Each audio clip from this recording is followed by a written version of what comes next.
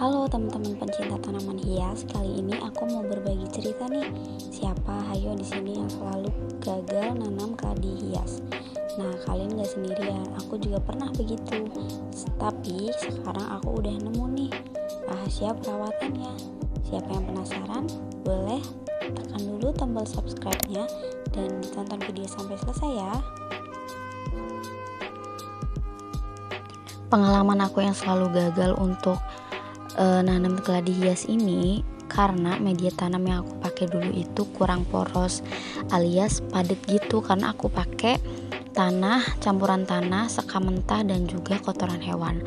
Aku pikir itu tuh bagus buat keladi ya, tapi ternyata di aku kurang cocok. Kenapa? Karena mungkin si media tanam itu cepat padat dan juga gampang becek gitu. Jadi aku ganti nih media tanamnya pakai yang lebih poros. Poros tuh apa sih? Jadi ketika kita kocor tuh airnya ke media tanam, si air itu langsung turun lagi. Jadi media tanamnya itu nggak becek tapi lembab. Nah, sebenarnya itu sih yang dibutuhin tanaman. Karena akar juga lebih baik juga kan untuk bernafasnya. Nah, aku pakai campuran tanaman itu ada perlite, pasir malang, andaman, humus bambu, kokopit dan juga sekam mentah.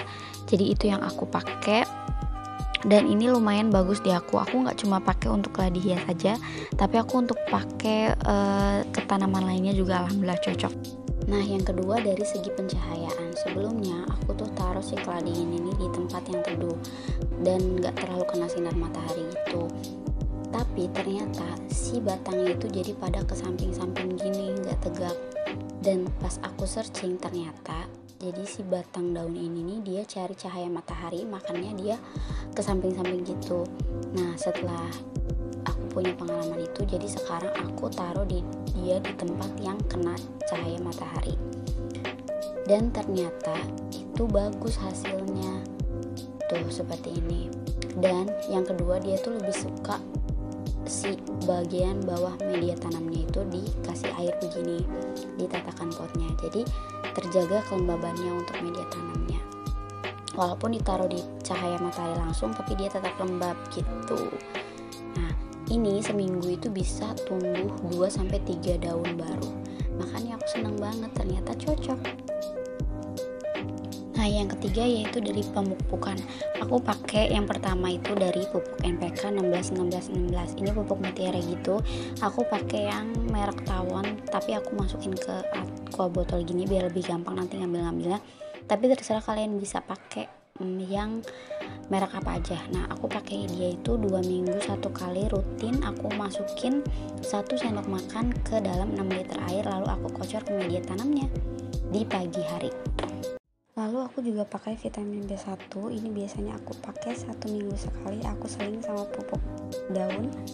Takarannya itu 1 tutup botol dalam dicampur sama 2 liter air. Lalu aku semprot ke bagian daunnya dan juga ke bagian batang dan juga atas media tanam. Lalu untuk pupuk daun aku pakai Gandasil D. Ini aku seling 1 minggu sekali sama B1 tadi. Aku siram setiap pagi dan juga takarannya itu 1 sendok makan juga dicampur sama 6 liter air. Lalu aku semprotin aja ke bagian daun dan juga ke bagian batang dan atas media tanam. Untuk penyiraman biasanya aku siram tanaman hias aku itu 1 minggu 2 kali. Tapi aku sesuaikan juga dengan media tanamnya. Kalau media tanam masih basah nggak aku siram. Tapi kalau media tanam udah kering itu aku siram. Caranya aku masukin jari aku ke dalam media tanam setengahnya gitu. Kalau misalkan ada tanah yang nempel berarti masih basah. Nah, untuk penyiramannya aku biasa di pagi hari atau di sore hari. Kalau di pagi hari itu sebelum matahari terik jam 7 sampai jam 9. Kalau sore hari itu sekitar jam 4 sampai 5 sore. Sekian info dari aku. Kalian bisa request video selanjutnya apa dan jangan lupa subscribe, like, dan komen.